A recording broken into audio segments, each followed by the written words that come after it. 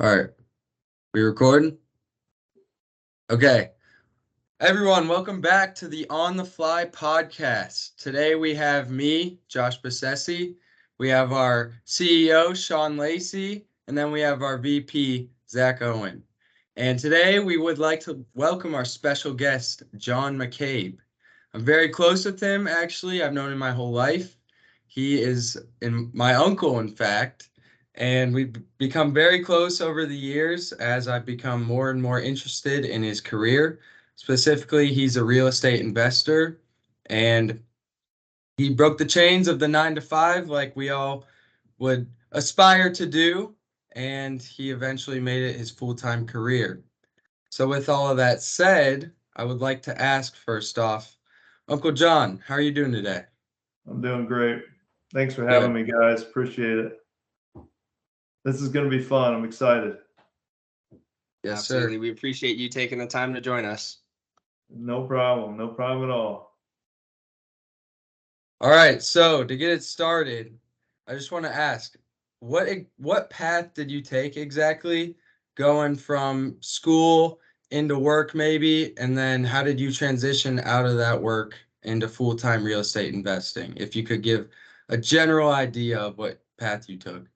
Well, I mean, it's a it's a little bit of a story. And so I went to the University of Akron, and in order to pay for school, I actually had a lawn and landscaping business. And I started that when I was, I think, 12 or 13 years old, mowing grass in the neighborhood, mowing lawns. And, that grew. And by the time I was in college, I had all my roommates working for me. And we were, I don't know, we had 2 crews going. And I made a critical mistake in my business. I was young and didn't know any better, I guess. But I subcontracted a bunch of lawn mowing accounts from a big landscape architect out of Green, Ohio. And anyway, long story short, we were mowing grass, and he stopped paying. But I kept mowing the lawns because he kept stringing me out and telling me he was going to pay and telling me he was going to pay. And at one point, he owed me a boatload of money. It was a lot of money back then, to a 20-year-old. It might have been 10 or 15,000 bucks. And I didn't know what to do the whole time that he was stringing me along. And so I kept taking, I don't believe you can even do this anymore. This would be on the things not to do portion of the show. And I was taking cash advance out of the ATM machine on credit cards in order to bridge the gap, because I didn't have any other money. And this guy owed me all this money, and I still had gas and equipment, and I was paying my roommates to mow, salary or wages and all that. Long story short, I was just about done, or I was done. I pretty much hit zero or far below zero, because my rent was due. It was probably December, and I was out of work because lawns had stopped growing. We finished cleaning up leaves and doing all that in November, and I went to pay my rent by taking a cash advance on that last credit card. And it was on campus. It was in the student union, the old student union, before you guys had that nice new student union. But long story short, the ATM gave me the big no can do. I was done. So I remember walking back, and I headed over to my landlord's office because rent was due. And I just told him, I said, hey, I don't have any money. I'm broke. This is the story. This guy owes me all this money. And guess how much he cared about the story? None at all. Nothing. He did not care the reason. And he said, well, it's real easy. Your parents are co-signed on this lease, because I was a student. So I'm going to go ahead and call your parents. And I was like, please, I'll do anything. Do not call my parents. I did not want them to know that I couldn't pay my rent. And I said, I'm out of work. Do you have any work? And he said, as a matter of fact, I'm rehabbing a house not far. It turned out to be not far from where my parents live. And so I had my classes stacked. Tuesday, Thursday, I stacked classes and I worked Monday, Wednesday, Friday. And so I went to work for Dave. He was my landlord. And that's how I paid my rent off. And that was kind of the very beginning, of where we went, of my intro to real estate. The cool part of that story is that Dave's still a mentor to me to this day.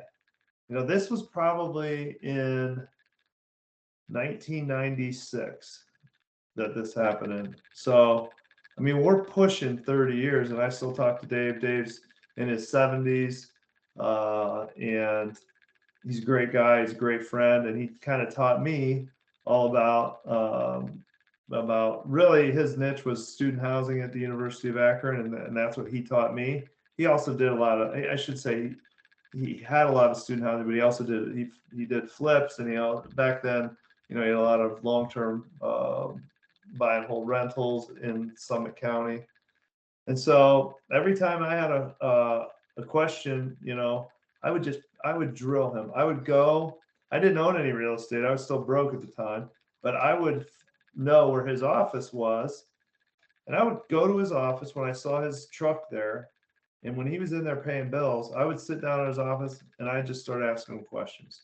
How'd you do this? Why'd you do it that way? What about this? What about that? So that was my very first introduction to real estate. That's kind of my very, very beginning. And that's a great story. Thank you for sharing that. It's kind of funny how you went from your landlord telling you, I don't care, figure it out, to then becoming a huge mentor for you that you still talk to this day. So can you tell us a little bit, the work you were doing for him, what did that entail? It's hilarious because he laughed. I mean, to this day, like he I was scraping wallpaper off this old house. I'll never forget, like every day, he had the water shut off, and it was next to the fire department of this house we were rehabbing. And so every day when I get there, I would go over to the fire department, and they let us fill up 2 5-gallon buckets of water, and I would bring them back to the house, clean 2 buckets of clean water so that he could use for drywall mud or cleaning up tools or whatever it was. So I'd start every day, and I'd go over there and I'd get 2 buckets of water, and the firemen would be in there, and they'd be like, "You still working on that house, huh?" And I was like, "Yeah, we're working on it." And so I would just do menial tasks. I had no idea what I was doing. He taught me to, they had rehung the drywall in a closet, and I remember he gave me a bucket of mud and a taping knife, and he's like, "Okay, let's see if you can't finish this drywall." And I went in there, and he I came out, and he's like, I forget how he said it. It was something about like I was stealing, and I'm like, "Stealing? What am I stealing?" He goes, "You got all the mud on you, and you think you're going home with all my mud." Because it was a mess. I just made it. And he went in there. He's like, "Get out of here!" And he just finished it real fast and cleaned up. It was in a closet, so it probably didn't matter much. But yeah, I would do anything. I was fixing cracks in drywall. I was just learning, cleaning up. Whatever. And I worked with another guy too. So there were 3 of them, and I would just do whatever they yelled at me to do. So, I didn't get thrown out. So, it worked out.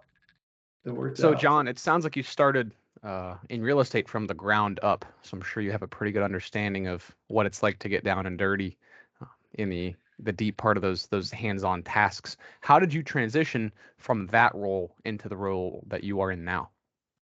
So it took quite a long time. It's a good question. And if I had to say, like, one of the biggest lessons really is looking back on it, is that it was a huge advantage because I did start in the trenches, and I went on to just rehab individual houses by myself. I had guys that would work for me. These were some pretty low level guys, and I would just figure out how to rehab a house. And in the beginning, that really saves you a lot of money. It gets you started in the, when you don't have money, things are tight. You got to learn how to do stuff yourself. Huge advantage in the beginning. But I will say that over time, it's actually a disadvantage. And that is when you're used to doing everything yourself and working on the job, swinging a hammer, in the end, it turns out to be a disadvantage because really that's not the highest and best use of your time. And so you do have to transition away from it if you want to continue to grow. So ultimately, after I built up a rental portfolio, and what ended up happening was COVID kind of forced my hand. Pre-COVID, I would still do a lot of the work myself. We would just continue to add one property after the next, and I think we were up to maybe 35 units at that time.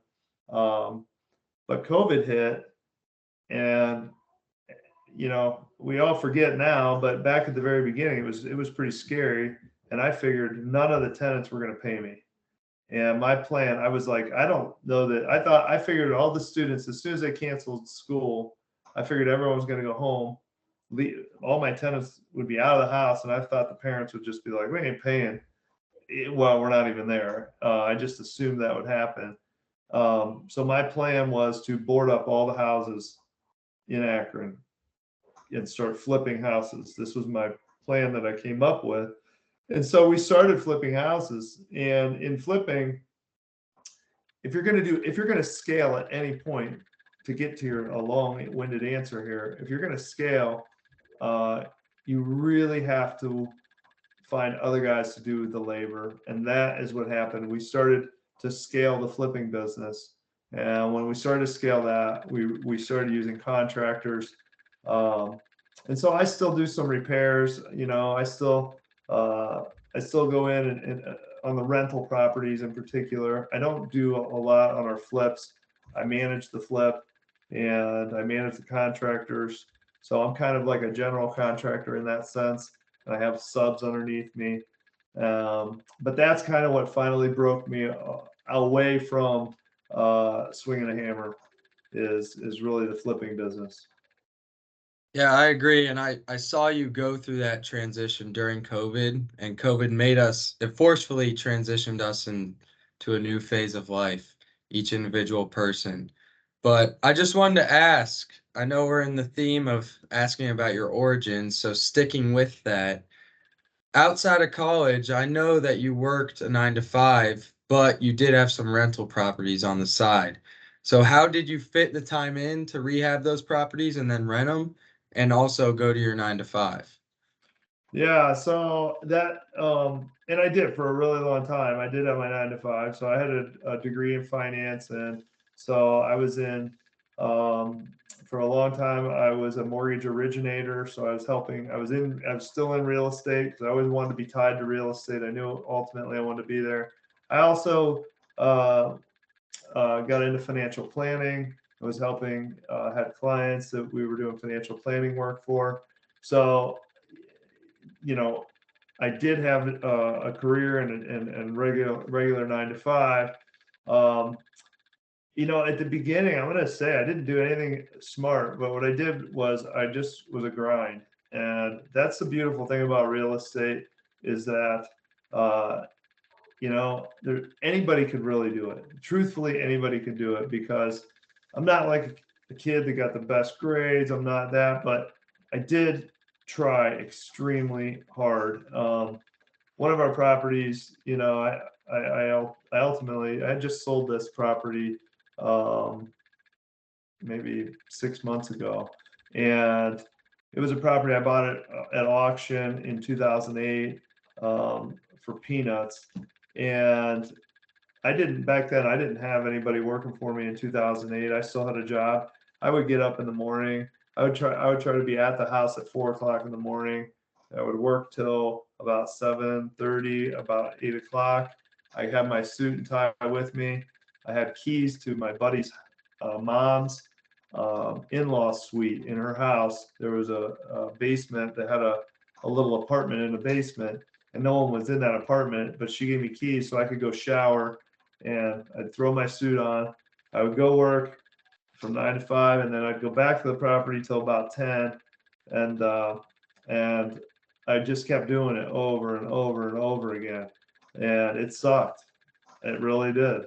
And there probably is a smarter way to do it, but that's how I did it. You know, I didn't have a lot of money at that time.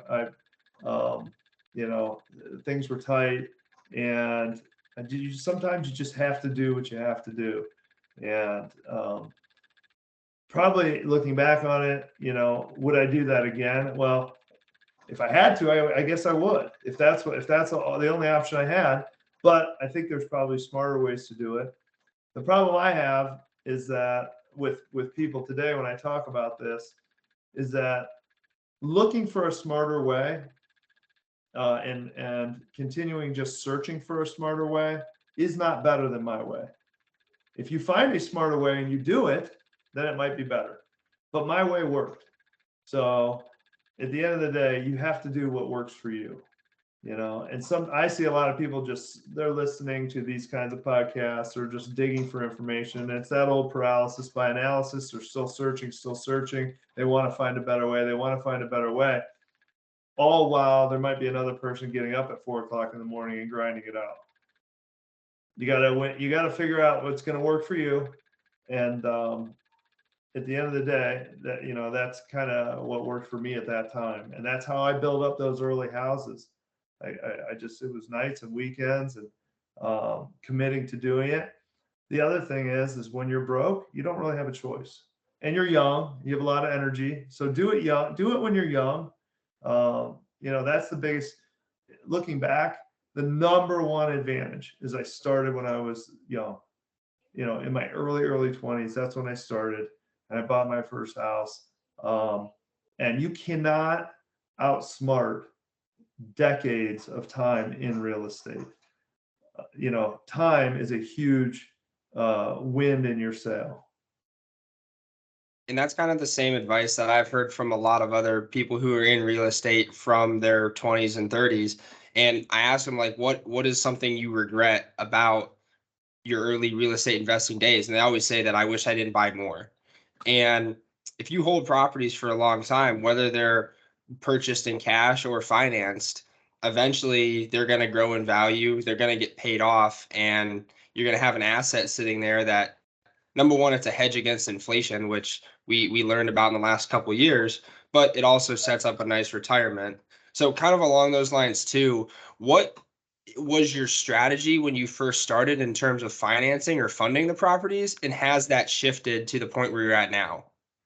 So, yeah, it does change over time. Definitely changes over time. In the beginning, I would take owner. Well, let's back up. Number one, I fixed my credit. My credit was all messed up because of what happened with the landscaping business. So I got my credit straightened around. In my 9 to 5, I made decent money. So I had an income that was consistent and pretty decent, and I had good credit at that point. So those are the two fundamentals, obviously, to get a loan. So what I did was I would buy a property, I would owner occupy it, and 6 months later, I would buy another property and owner occupy that. And I stacked up very small. I put as little money down. I was taking conventional loans, 3% down, 100% financing sometimes. And I just stacked them up as many as I could do, as quick as I could do, until the bank said no. Now, ultimately, they didn't say no for a long time. That was probably a little bit of luck. And it was a little bit of good fortune based upon where lending was. Lending is a pendulum, right? It swings, underwriting with mortgages swings from very, very tight in bad times to very, very loose underwriting in good times.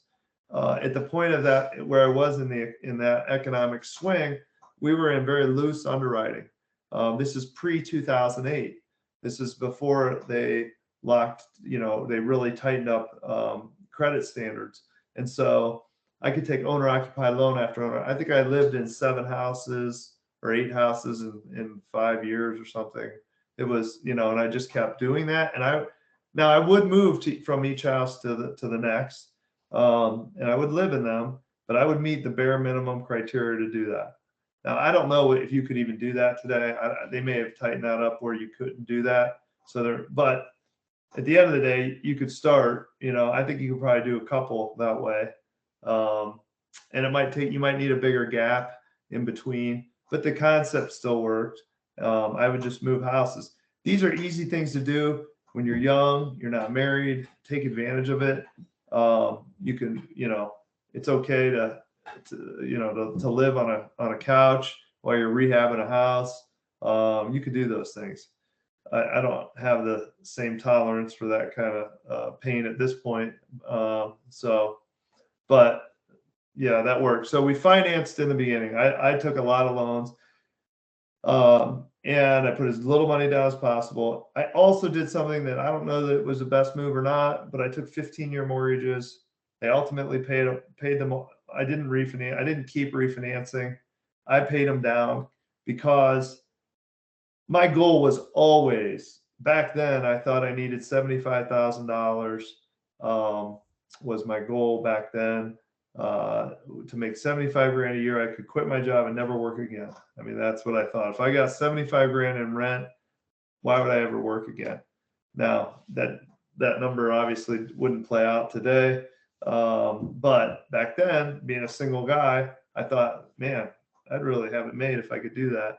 So my goal was to pay off the properties in order to get all the rent out of them and to get to that number as quick as possible. So I've debated this both, back and forth as many times between a 30-year and a 15-year. What would be better? 30-year notes are probably better to keep more cash flow and to buy more houses over time. I didn't do it that way. I ended up with a bunch of houses that were free and clear. Not the worst thing in the world either. And then ultimately that drove our cash flow up to the point where we could actually start paying cash for houses additionally. So we started stacking houses on top with cash. And so I didn't do a lot of financing for a long time there. So it was financing in the beginning, cash in the middle, and now we're starting to lever back up a little bit. We put some lines of credit in place. I'm hoping, fingers crossed, that there's a big buying opportunity here in the next couple of years. So we're getting some lines of credit in place on our existing portfolio in the hopes that we can put our arms around as many houses as possible in the next couple of years. Yeah, and that's a great strategy because you're hearing about recession fears every day from different companies, different news outlets, and all that. But I just want to ask, because obviously you were doing this in the 90s or before the digital age really kicked in, and that era is still on the edge of the mindset to where you need to stay loyal to a company for 40 years. They'll pay you your pension or 401k, and then you'll be set for retirement. So what was it like in that time? What were the reactions from friends and family when you said, no, I don't want to accept that 40-year career and then a meager retirement? And how did people react to that? Yeah. It's true. I mean, like your grandma, my mom, thinks that, for a long time was like, well, John doesn't have a job, like, like this was like, like her only son. Mom always, I think for a while there, well, John, almost like John's not working, like, well, no, Mom, I'm working pretty hard. So there is some reality to that. I just, my dad got laid off, and I saw what, he worked for the same company, is extremely loyal. And when he was probably in his early 50s, the economy turned and he got laid off. And I just looked at that and I thought, wow, that was like a stark reality for me. I thought, I will never let that happen. I will never give my life to something or someone or some institution that isn't willing to give me the same back.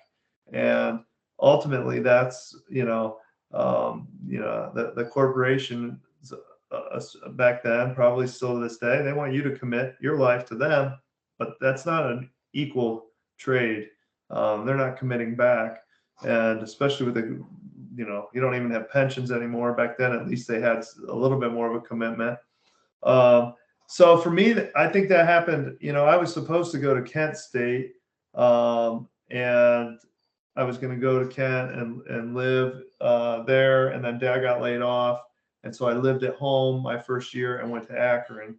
Loved Akron, ended up moving off campus and staying at Akron. But I was 18 years old, saw Dad go through that. That was a trying time for Mom and Dad. And that's kind of what hit me. And I just said, no, thanks. I will never let that happen. So I think that was a big driver for me. Now I've also always, I don't know how or why, but I've always been entrepreneurial, mowing grass when I was a kid and other little businesses.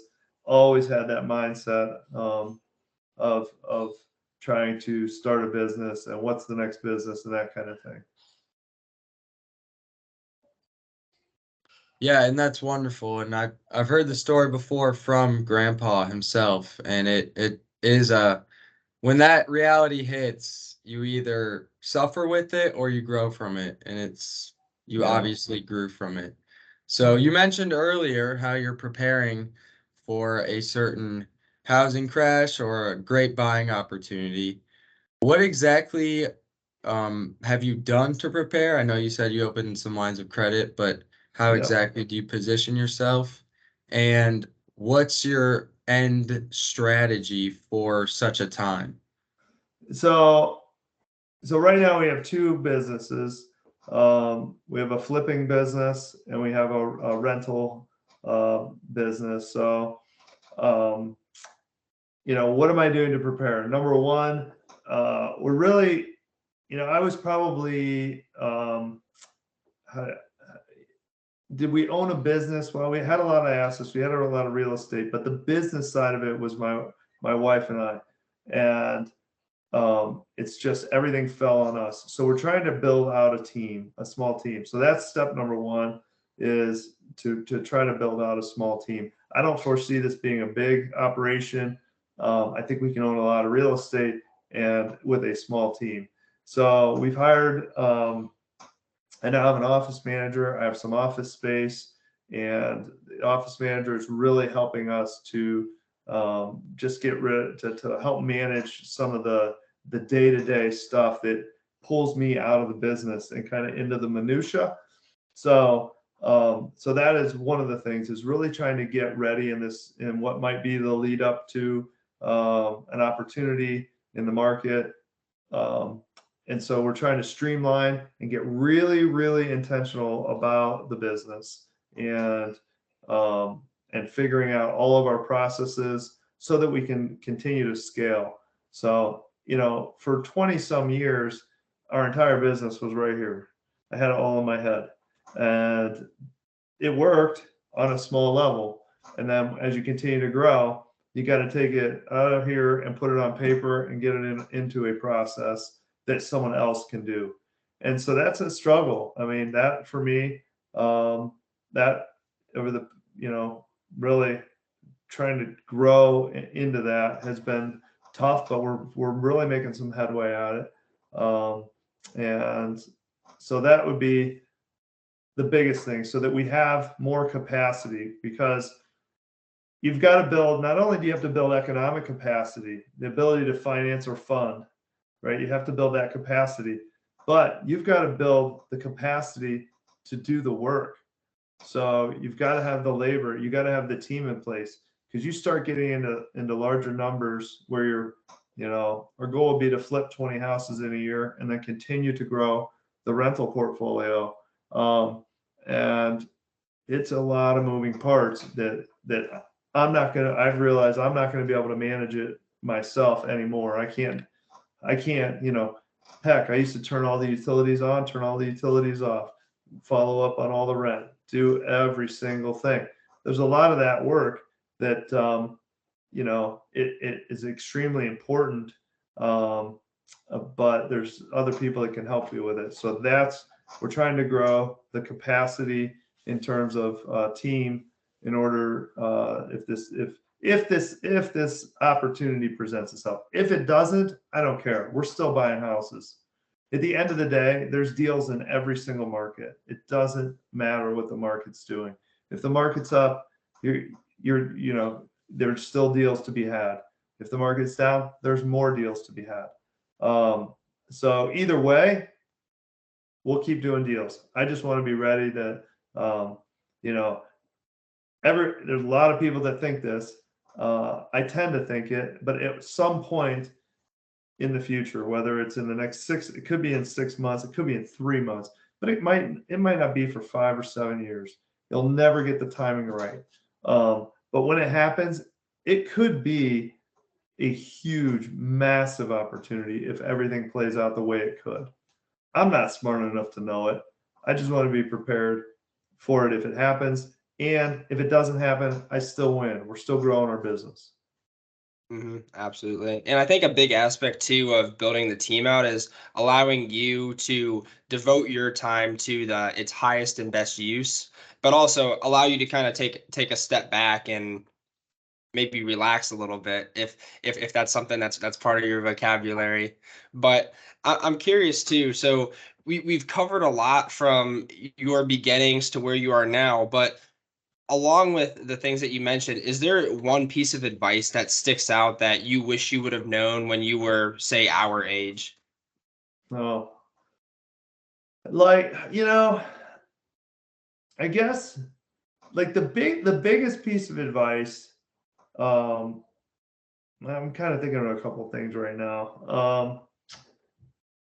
But there's a lot, you're going to meet a lot of people that are, that they want to do this. They want to do something, anything in their life. And it's a lot of talk. The doers are the ones, that end up ahead. And it's not, and by do, I don't even mean they have success. I mean, even if it's failing, that's still doing. Failing is still doing. And so the people that are taking action, the people that are taking chances, they don't have to be huge, but you do have to incur some risk. And whenever you're doing, you are taking risk. So my biggest thing is start doing as soon as you can. And whatever that looks like, start taking action. So that's number one, because I still have friends. I had a conversation with a friend this week, and we were talking. He got one of, we do a lot of direct mail to market, to buyer or sellers, and he got one of my postcards, and he called me and he said to me, he's like, looking back, I really should have watched closer what you were doing. And I should have done it. And I said, here's the thing. Number one, you could have, but you didn't, but that doesn't mean that you can't today, and the reality is that I've known this person and I don't think he's really in the spot to do it. I'm not sure he will do anything, but the reality is, at some point you got to take action. You've got to start doing. The sooner, the better. So that's number one. And then number two is, I bought a lot of real estate that I bought it in conventional ways. I would build relationships through real estate agents and these kinds of things. It's only been in terms of recent years that I really started to understand marketing, direct to seller, and the power behind that. And I would say that the old adage of all your money is made in real estate when you buy the property is very, very true. You have to learn how to get great deals. Those great deals in a market like we're in today are 100% off market. So you have to learn how to get off market deals. And the sooner you do that, the better. Relationships are huge. Real estate agents, all these things help, but finding out how to go direct to seller is extremely powerful. And I wish I would, if I really would have understood that earlier in my career, I think we'd be even having a very different conversation today. I think I'd be in a much different spot.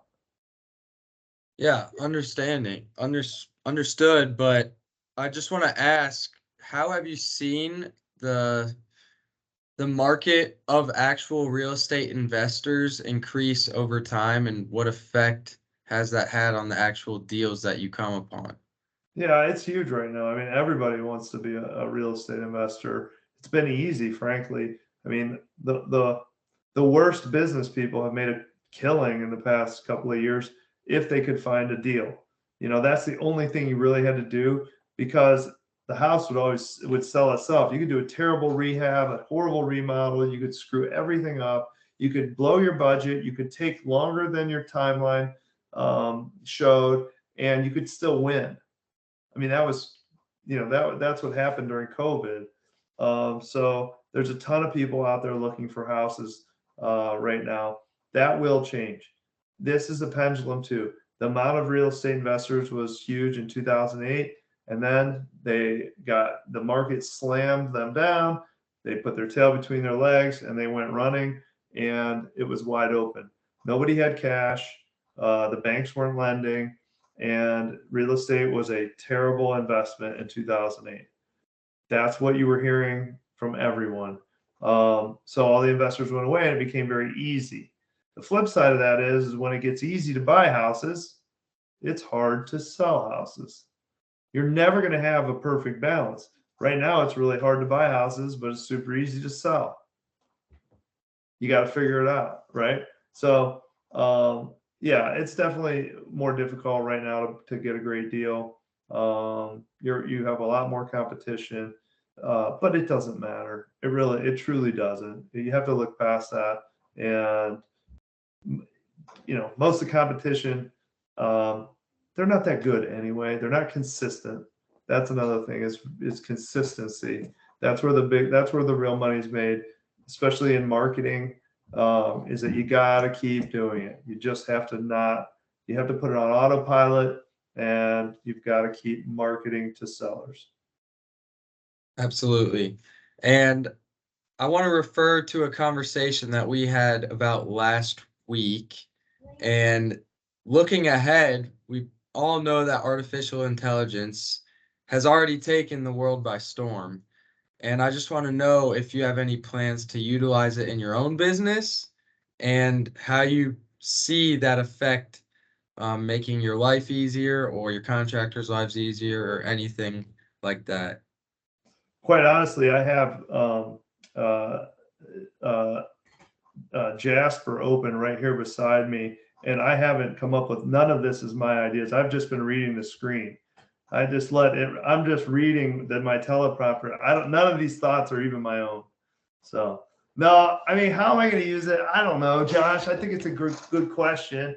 I'm just looking at my day to day. We use a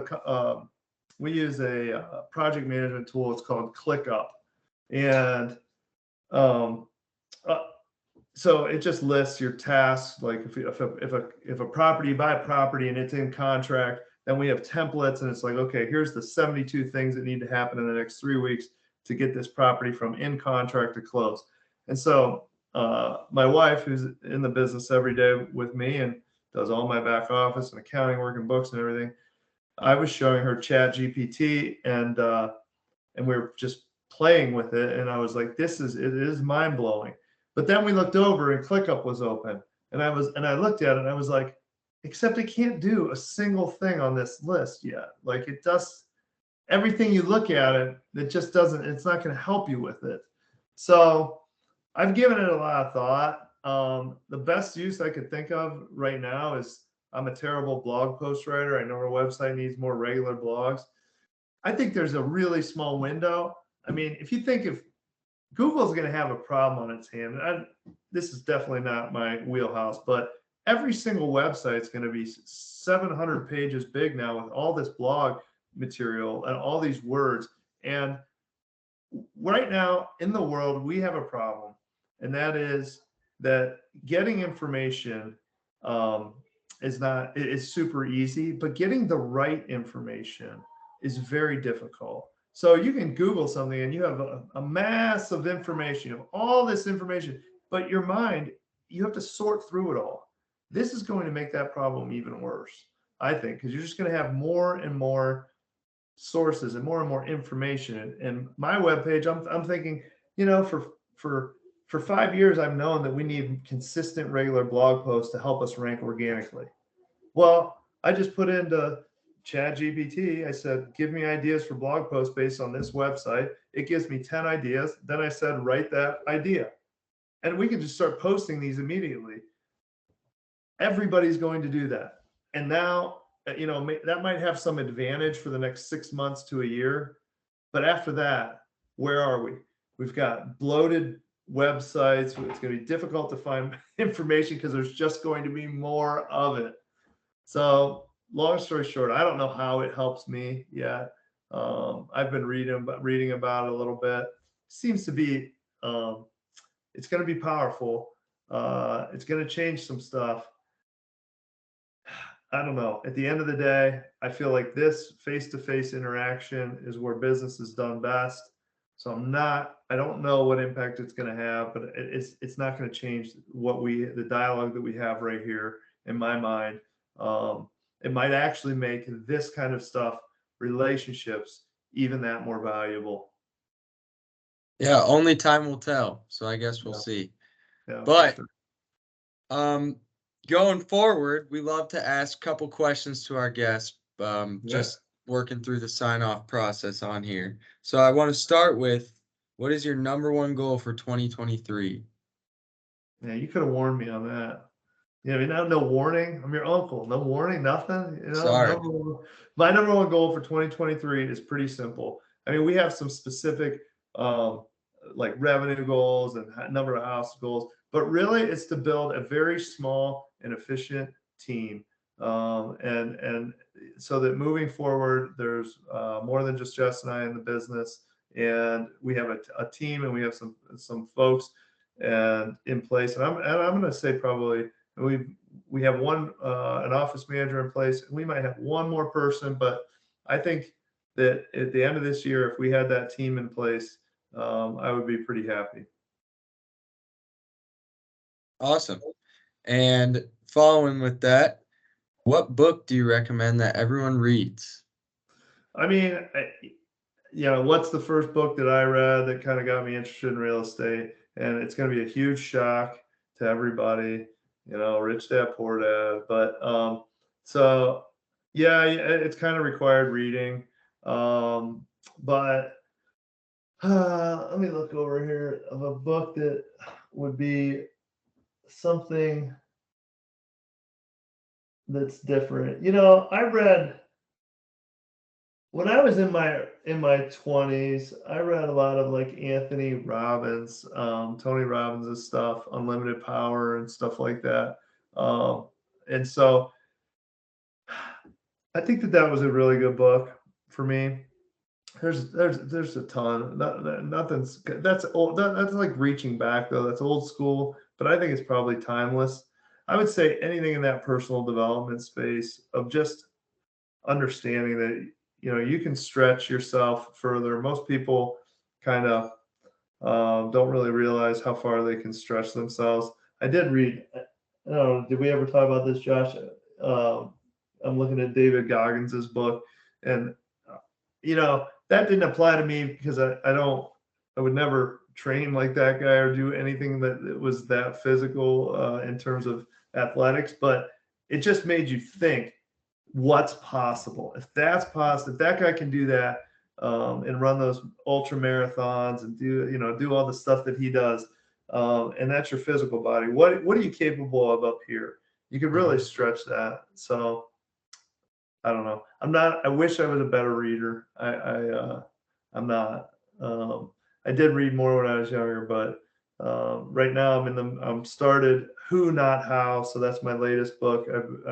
I'm not done with it yet. It's by Dan Sullivan, and it's obviously about building that team of who are the people that we can put in place to really help us grow. Yeah, so we'll see how that turns out. Next time you have me on, we'll talk about how that book was. let's hope you get through it, because I know, you know me, I wish I was a better reader too. And I know a lot of us listening think the same thing. Yeah. So moving on, who do you recommend we have on the show? If we were to have anyone, your favorite person to listen to on your podcast or author or anything like that? I would definitely say you need to have Grant Cardone on. I mean, probably pretty quick here in the next couple of weeks. Go for that. If you can't get him on, then who would I have? Would I recommend? I follow a lot of pretty famous people that in the social media world, but I'd have to think. I think that there's a lot of people that once you start tying in a lot of local guys that are doing the exact same thing that I'm doing, you know. So there could be a couple of guys that I could refer to you guys, but they just have similar stories, as me. So I don't have anyone specific off the top of my head other than Grant. I would definitely call Grant. Yeah, we'll make a note to do that then for sure. One day, hopefully soon. Yeah. So our final question, how can our listeners get in contact with you? They can always go to our student housing website, which is rootownrentals.com, and our contact information's on there. They can email me direct at mccabeohio@gmail.com. So if they have any questions, I'd love to entertain them, and I always will try, because of what happened to me when I was young and I had a mentor. I'm always happy to help answer any questions, because I really feel like that was such a game changer for me, is the friendship that I developed with my mentor Dave, and he showed me everything that he could do to help me out. So I've always thought it's the right thing to do to try to pass that along. So anybody's got questions, I'm happy to do my best and try to help. Awesome. We appreciate that. And Yeah. our listeners appreciate that too. So John, Uncle John, thanks for coming on today. It was a great conversation. We really appreciated having you, and look forward to the next meeting, hopefully too. All right. Thanks, guys. Thanks for having me. It was fun. Absolutely. We appreciate your time. We appreciate the knowledge you shared. And I agree with you 100%. The mentorship is huge. Like all the people that have helped me along the way, including yourself, just sharing knowledge, sharing experiences. It's very valuable. Absolutely. Thanks for your time, John. All right, guys. Have a good night. You too. You too.